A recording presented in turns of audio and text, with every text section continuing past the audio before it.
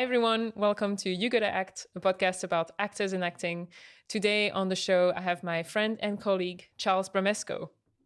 Hello. Ooh, Hi, very Charles. exciting to be here today. I'm glad to be here. Very glad to have you from New York City. The Big Apple, as it's known. Exactly.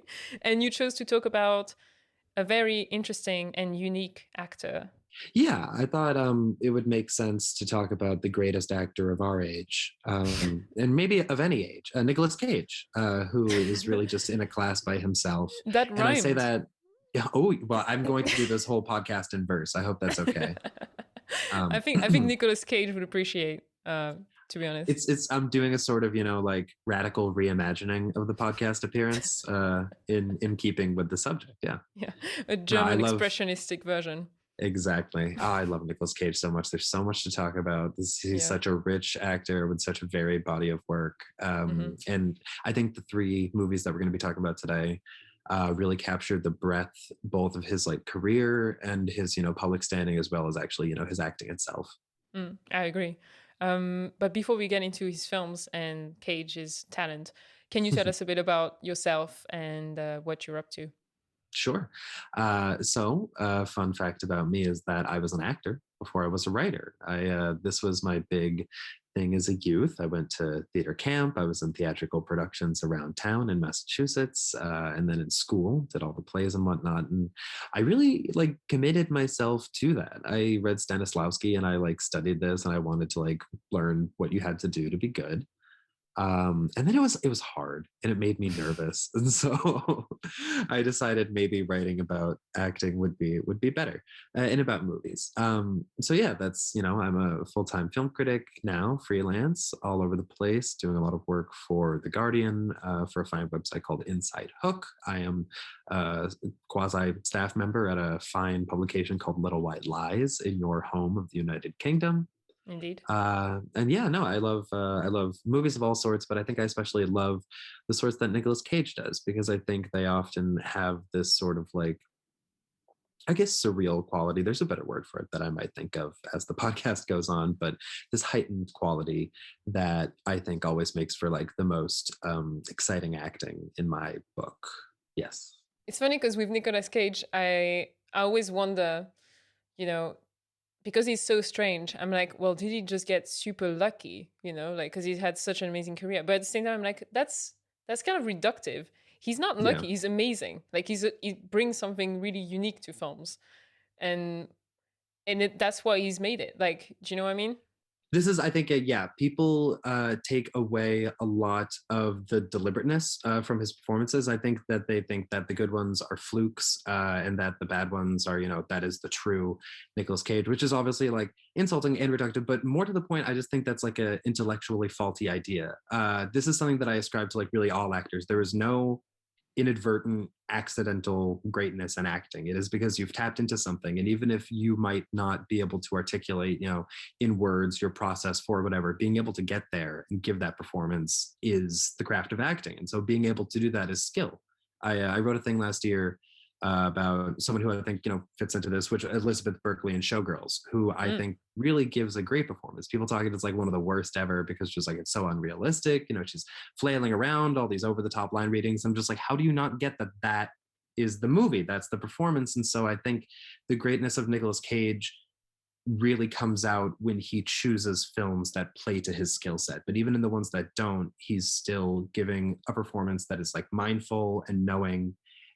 I had the good fortune to interview him a couple of years ago, and it's immediately clear that he knows what he's doing at all times. He's always conscious of that. I watched this, I rewatched because I've actually watched it before, this GQ video he did where he goes over his whole career, and he's Right. extremely smart. I mean, he's a very well-read guy. He knows his cinema. He talks Yeah. about Jean Cocteau movies and stuff. He's not, and yeah, you're totally right. People really reduce his craft to being silly. But I think even when you find his performance kind of insane, when you watch it, there is something that makes it evident that he's not being weird on not on purpose, but for other people. He's not being weird for its own sake. He's got a Yeah. reason. It's a felt. Exactly. Yeah. He's very earnest. He's It's like, not without discipline. He's not just someone yeah. who's just fooling around. Like it's always, it's like expressionism. I think you brought up, I think very briefly before you talked about German expressionism, where it's like this is in a style that is removed from naturalism, which I think throws a lot of people just right off the bat. But if you watch something like, this isn't one of the ones, but like Bad Lieutenant, Port of Call, New Orleans, where he's playing a cop who's on crack and all this stuff, he's obviously playing like a, not a parody, but like a burlesque of this type of person, like from a crime film or from, horror films or from even dramas. He's always sort of putting his unique, he's filtering it through his interpretation, these characters that we might be familiar with. But he is, I think, making us look at stock types and archetypes in a new way, the way that Mm-hmm. he sees them. Mm-hmm. And you can even see that in one of his first, big-ish movies, which is Moonstruck with Cher, Yeah. Oh man.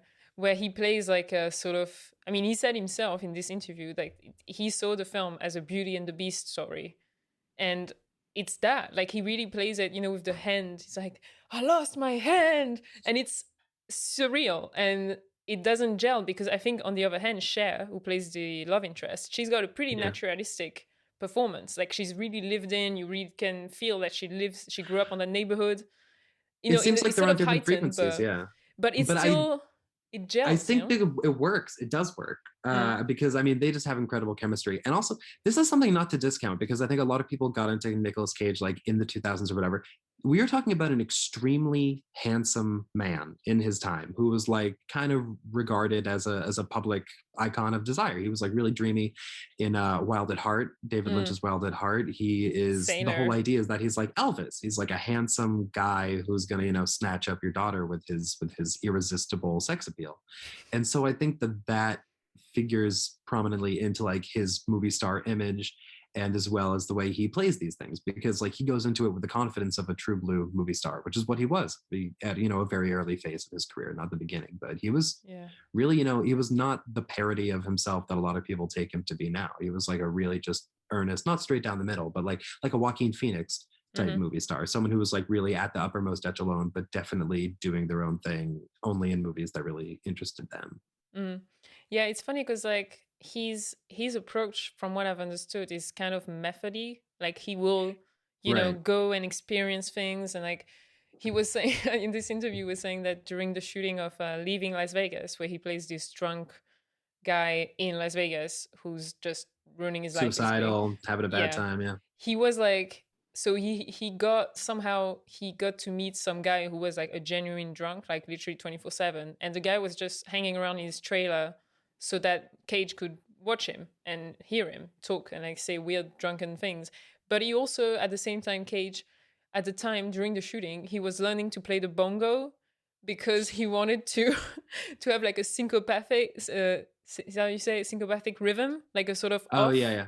And I'm like, I mean, that's genius. That's just total devotion, He has like a really physical quality to the way he acts. Like he, does things that sometimes don't make sense to us, but like, what he said something about like yogurt on his feet. I forget, but there was a great interview from a couple of years ago where he talks about having put yogurt on his feet to get in the right mindset for one role. And my thing is like whatever works for you makes sense. It's I think this is something that people take for granted and totally understand as a normal thing with athletes, but somehow with an actor it becomes less comprehensible. But That's whatever true. thing you do to get in the correct mindset for the job that you have to do is valid, in my opinion.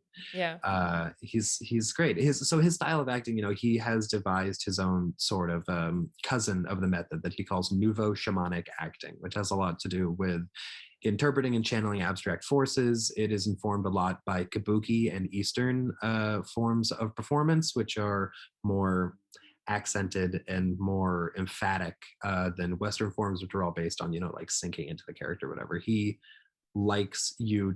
He's not afraid of you knowing that he's acting, which is something that I think most actors strive to obscure. But he's like, once you know that, where can we go from there? Where can we take that? What can we use that awareness for to create something unusual and illuminating, I think.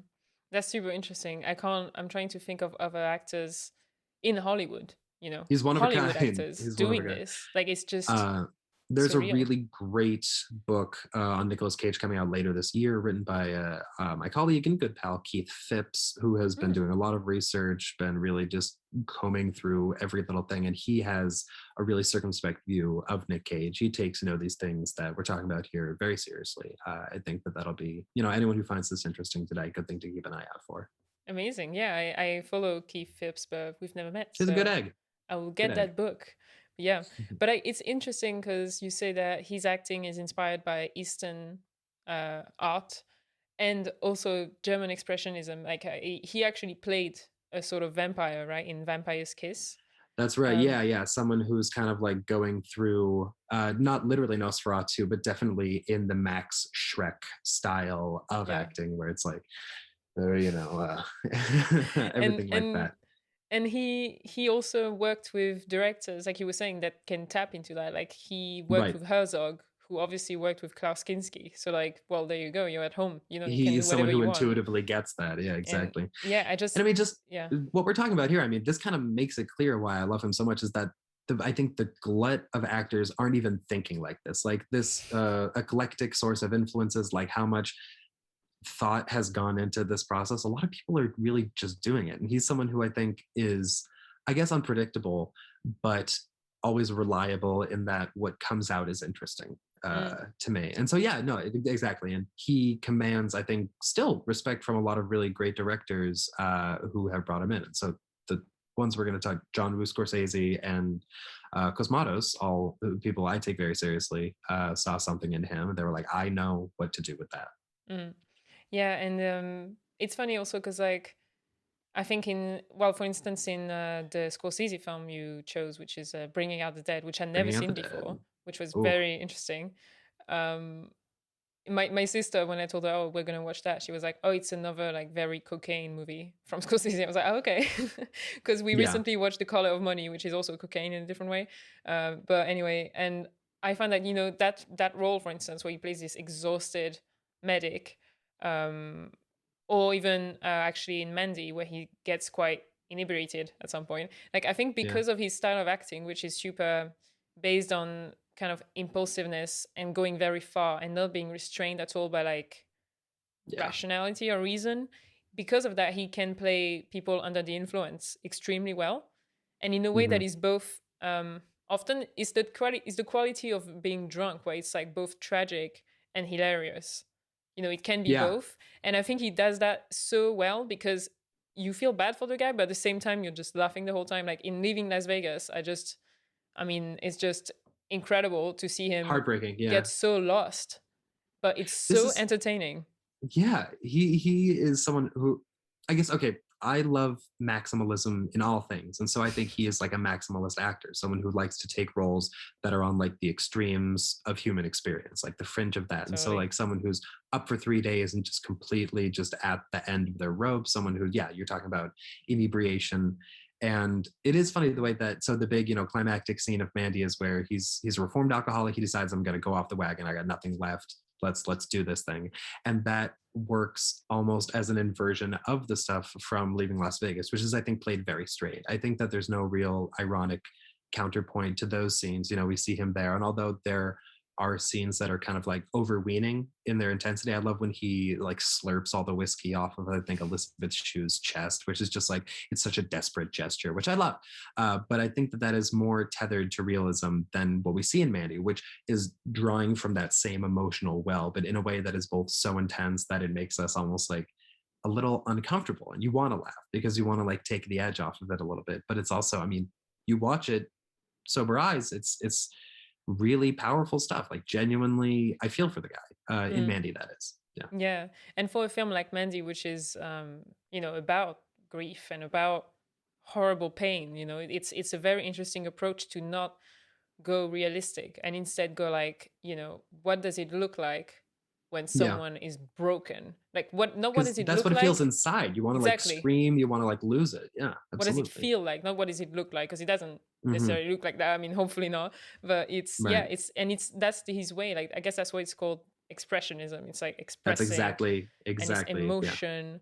And you're right. I think he's very good at playing people at the extreme. So that's why he's played cops or prisoners, or for instance, I'm He's thinking always on about, the edge. yeah, or like Con Air, where he's like a guy who was in jail but wasn't meant to be, and he's coming back, but obviously he's got a coming couple back. loose screws, yeah. Yeah, and he's coming back in a plane like full of criminals, because of course, like, that makes total Right. sense. And then he has to handle that, like, just being in that situation where you have to handle extremes, and you put Nicolas Cage there, and it's just entertaining and Yeah. crazy. But then also, I think he also handles extremes, like even just in terms of performance, like playing different kinds of people. So obviously but in adaptation, he plays two people, two twins. Right, of course. One yeah. of which is based on the director of the film. So, big responsibility there, Charlie Kaufman. Sure. And so he plays twins that have very different energies, and he's convincing in both, and nominated for the Academy Award for that role. Yeah, he didn't win, but he was nominated. Yeah. Wrongly, yeah. Yeah. He lost, I think. You play twins in a film Jack by Nicholson, Charlie Kaufman, and you don't win. Like, I mean, just okay. And, no love, no respect. And then in Face Off, which you also chose to talk about, he plays a crazy guy. Yes. But then he plays John Travolta playing the crazy guy. Yeah, yes. So, again, you have to get in John Travolta's headspace first. You're like, what is the character, the John Travolta character? Yeah. Who among us could possibly get into John Travolta's headspace? No, but he gets into. Some have tried. It is a layered performance in the most literal sense, because you are interpreting behavior not only through what your character would do, but through another character's idea of what your character would do, which is like a really high wire balancing act. That's like serious, heavy duty acting that you have to keep in mind there. And he manages it really well. There's like a clear distinction between the characters, and you see the discipline there. Like, you see that he has honed these skills, and he knows how to turn whatever this thing is on and off. He can do it.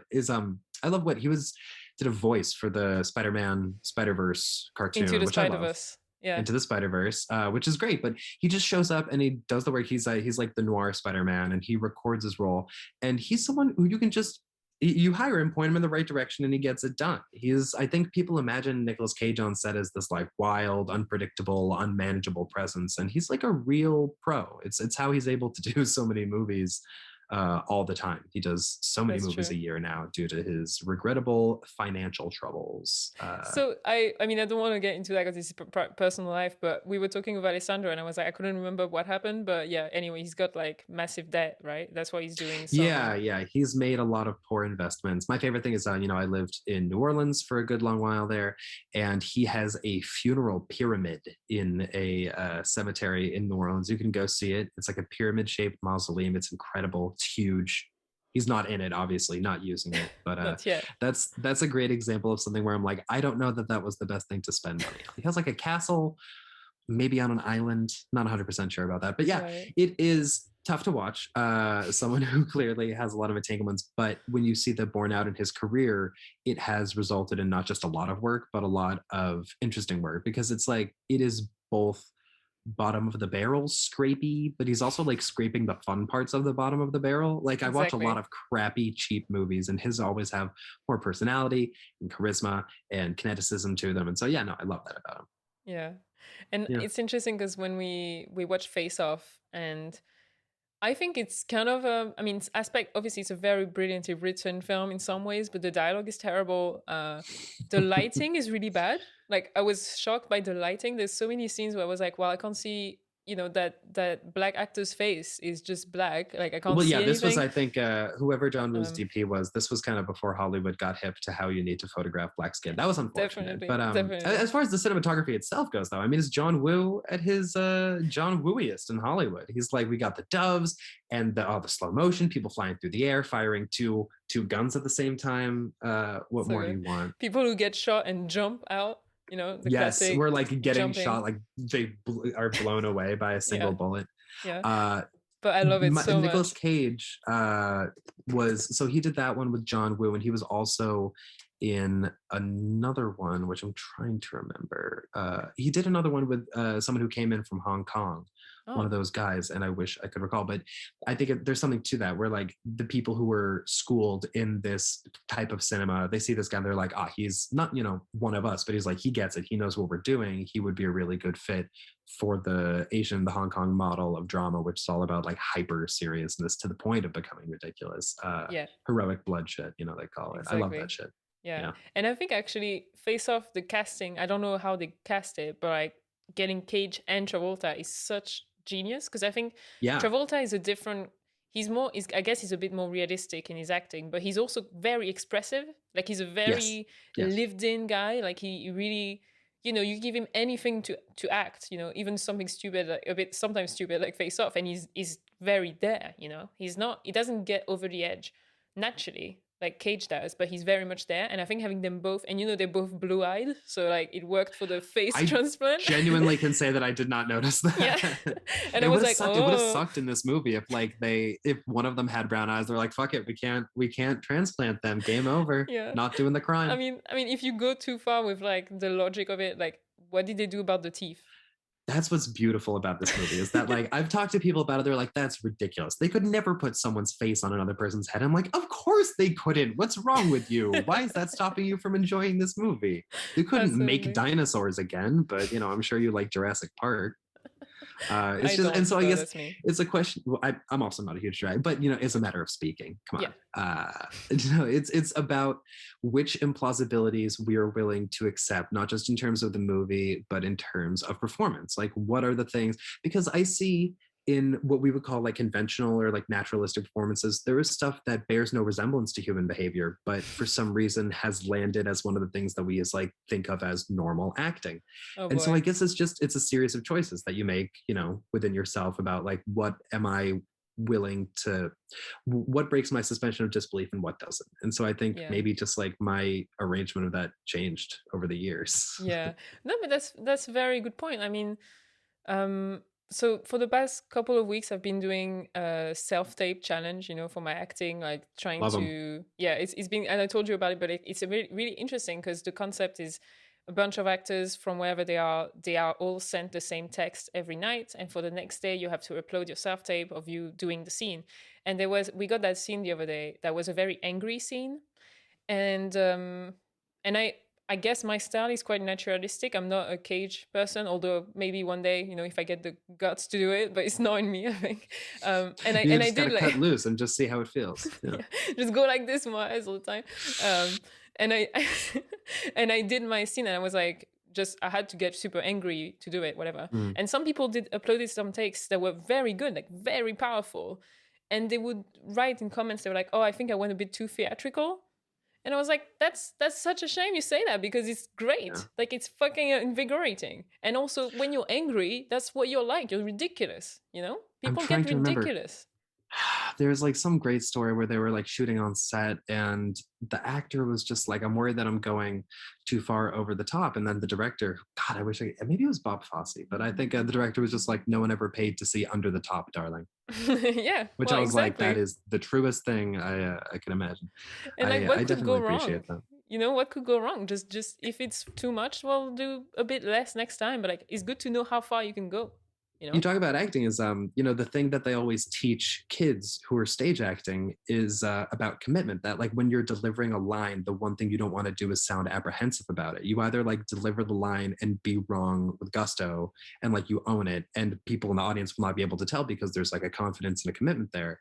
And that's like Nick Cage. It's just like, it doesn't matter if it's a misfire as long as it's like done with passion and the earnestness that he always does, because even when it goes awry, the results are always more endearing and more just rawly interesting than Exactly. you get from like lame-o actors who are always holding back, don't want to be seen putting themselves out there in a way that might be embarrassing if they don't hit the emotional pitch that they're looking for. No, I have much more respect for risk takers, which is not what art is all about, right? Mm.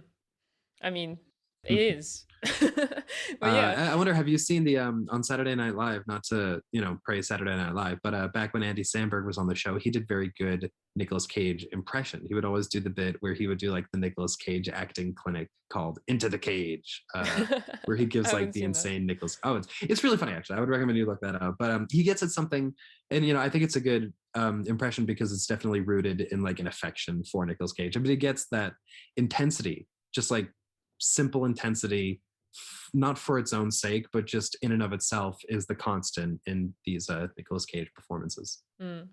Yeah. And yeah, it makes sense because like he being that intense has drawn him towards intense roles that are like Mm-hmm.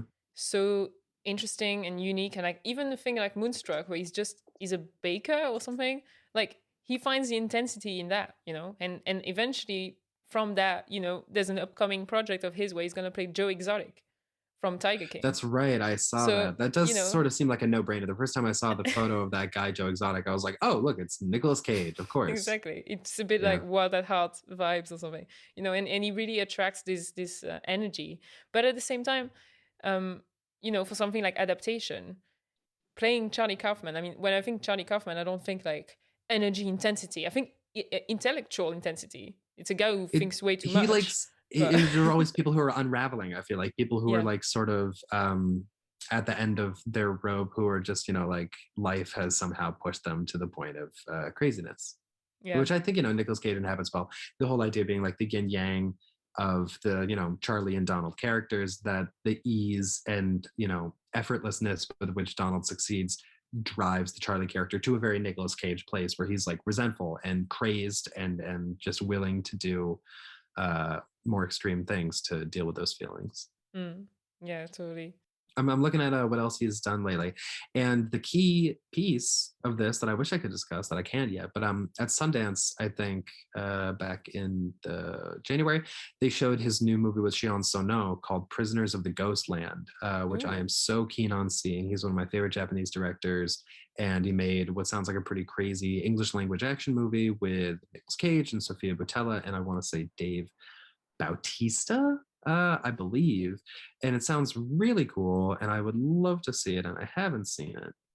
Sounds amazing. I mean, it makes sense that he would work again, like he's working with people from the he East attracts because like global talent. Yeah, people get it. Yeah.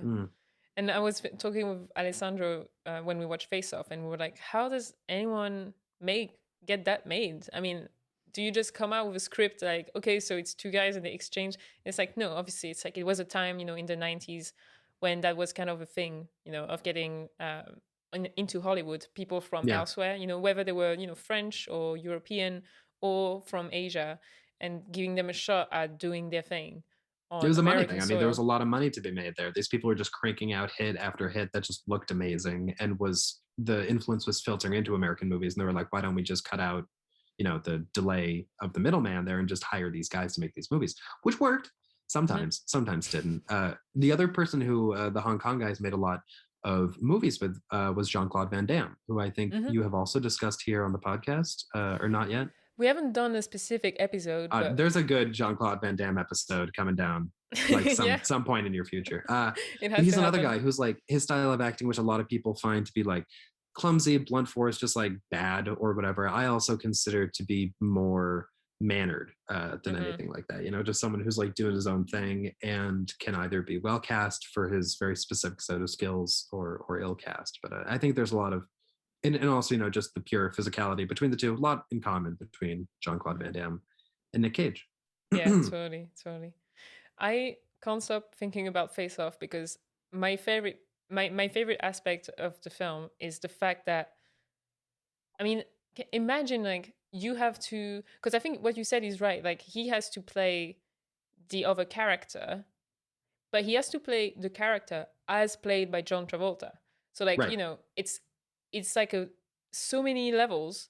And there's this one scene where so now Nick Cage plays the good guy who looks like Nick Cage. So it's after the operation, and he's in the super high security jail, and he gets into a fight, and and he has that moment where he's supposed to be Castor Troy, which, like, Right. I mean, why is he Amazing called name, Castor first off. Troy?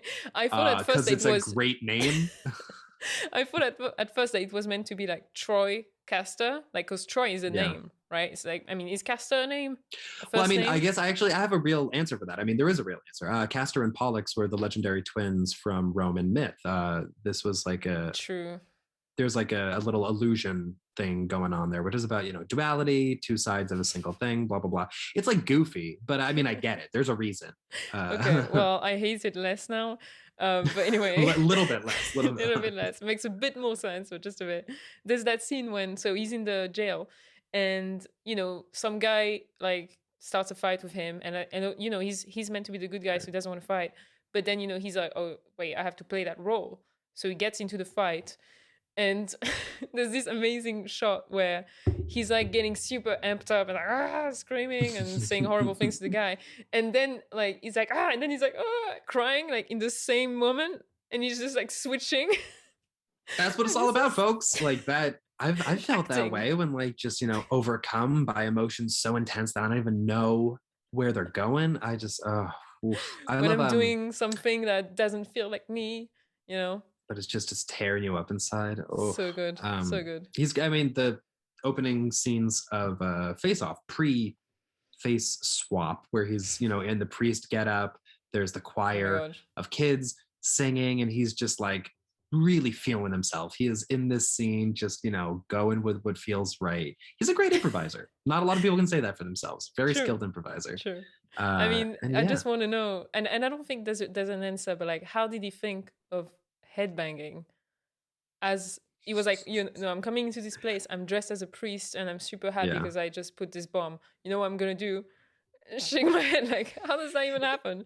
It's just beautiful. Like, I think, God, when Nicolas Cage is like super old, he has to just like get some impressionable kid to like take his memoirs down, and he'll just go through every choice of every role of his career. Because this is, I mean, another thing, when you're learning acting, they talk about it's all about making choices, right? Like making big choices. That's the phrase that they always come up with. And that's what Nicolas Cage does. He makes a choice and he goes with it. And so, yeah, the headbanging, I think if you put it to him, you were like, what were you thinking? He'd be like, I don't know. I think that it's not like he was like, I had a thought process where I thought A, B, and then the conclusion of C was I should do this. It's like, it's the channeling of a spirit. People talk about like it moved through me, whatever, which is corny. But I think when you're someone like Cage, you can pull that off. You can, yes, absolutely. Like when you have those bona fides, you can be like, yeah, it's just, I felt the spirit and was moved. I was like, yep, makes sense. Yeah. Keep shooting. His soul is still dancing. Just keep rolling. This is all usable, all gold. Yeah, no, it's true. I mean, and that's why I like him a lot, because I think, you can find him ridiculous, you can find him unbearable if you want. I don't think that's possible because he's great. He's fun. Oh, yeah. But I think he gets at a truth about not just acting, but about like existing, where sometimes that's what happens to you. Like you just kick off, like you just don't know what you're doing. You don't know why. And I think that's the problem with acting, is that because it's pretend, I mean, it's, acting, we think that it has to be so planned, and it has to be. I mean, I'm sure he learns his lines very well. I'm sure, like you said, he's very thorough. But when you get on set, when you get whatever, has he done stage? I would love to see him on stage. Let's see. I'm going to look that up. Cage on stage would be cool. But like when you get there, he should do like a one-man show where he just goes through his whole life, and it's called Cage on Stage. And he just does whatever he wants. Yeah. I think that's what happens. Has he? No, I don't think so. Because he started with film. He started immediately. Because he's from the Coppola dynasty of cinema. Exactly. And he apparently, he changed his name to Cage to make his own name.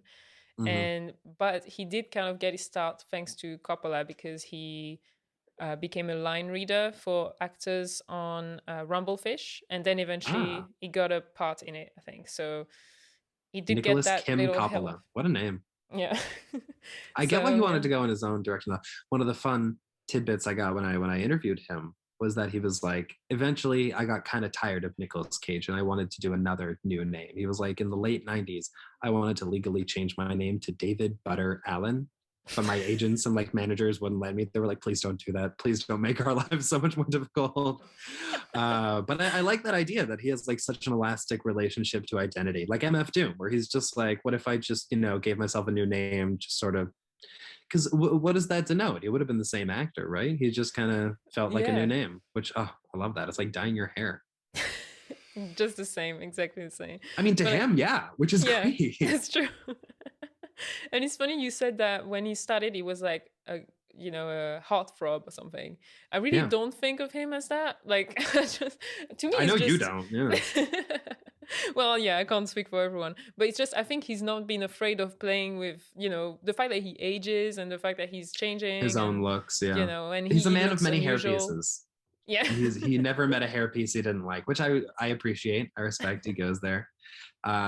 Physical transformation is kind of a big thing in his roles. I feel like he definitely wants to create a look, and that maybe helps him get into the character. I think the big thing we haven't brought up yet is excuse me, National Treasure. Have you seen these? I don't think I've actually sat down. That's to an watch American them. thing. I think like every American person over the age of 14 has seen all three of the National Treasure movies. And those performances are fine. Like, I think that is one of the more white bread Nicolas Cage performances, because he's just like, I'm the action hero. And he delivers the lines like a pro. He shows up ready to work, but it's whatever. But he has a very strange hairpiece that for me is doing like a lot of the acting, like a weird thin comb over that looks like less robust than his actual human hair. So it's clearly, something that he like went for. I don't know.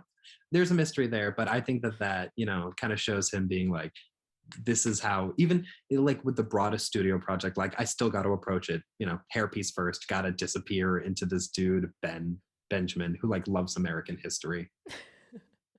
Yeah, why not? Yeah, in that interview I watched, he was saying that when he made Raising Arizona, he had kind of longish hair, and he would like brush his hair like that with his hand to get them static. To make them kind of look, so he wanted to look like Woody Woodpecker. So he also got a tattoo of Woody Woodpecker on his arm or something. I was like, just great. I mean, it gets you in the character, so why not? And this is, I mean, just like the breadth of stuff that we brought up today. This guy's worked with Coen Brothers, Scorsese, David Lynch, like really every one of the major league name directors of like the latter half of the 20th century, beginning of the 21st. People respect him. I really think no matter how much, people might like to think he's a punchline, people who are in the know about cinema, people who like take movies seriously, get him, respect that.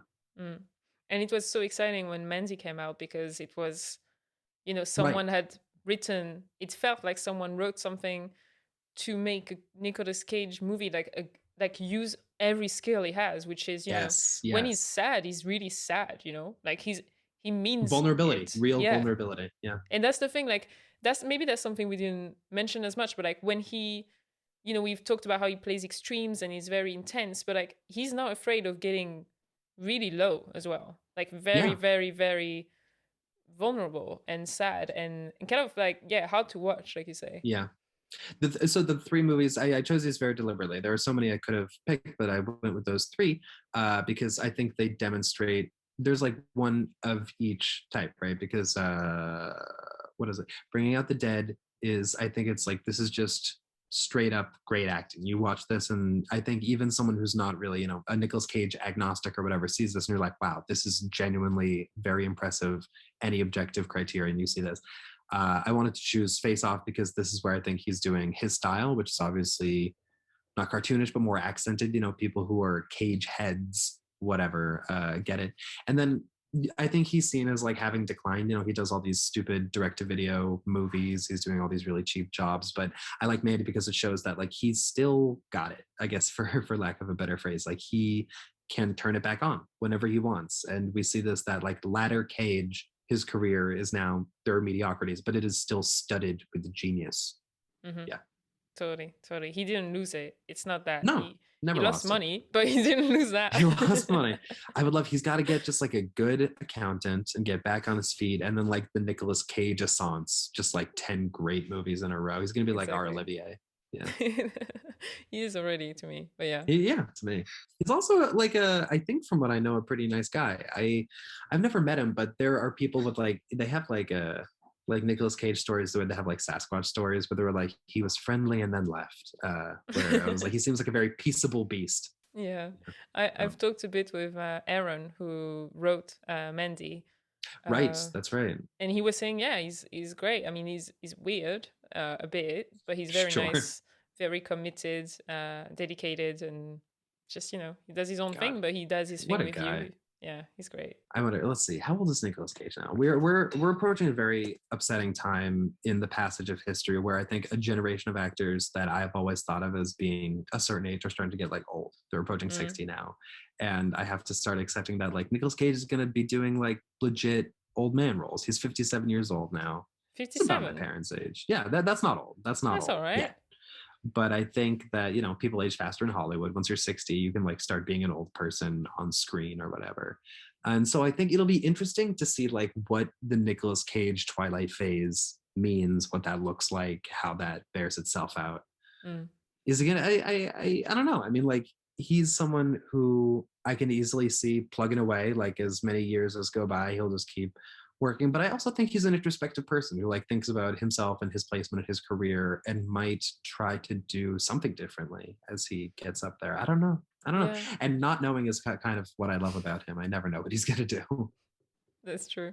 I feel Yeah. like maybe he will lean into the, when you're older, maybe you can play like monsters more. Because I feel like he Yeah. likes monsters and like Yeah. vampires and stuff, like God, pretty, he would be a pretty really good like unreal. just like totally stripped down Frankenstein, where it's just like Nicolas Cage is the monster. I don't know. Exactly. That's just if Universal executives watch this. I don't know what your reach your podcast has, but that's just like you can hit me up for that. I could have a treatment ready in like 2 weeks. Good Okay, for it. let's do it. Nicolas Cage Frankenstein. Cagenstein. Okay, that's a working title. That's a working title. Thanks for listening to or watching this episode of You Gotta Act. If you wish to know in advance who our next guest will be and ask them a question, become a friend of You Gotta Act on Patreon. See you next time.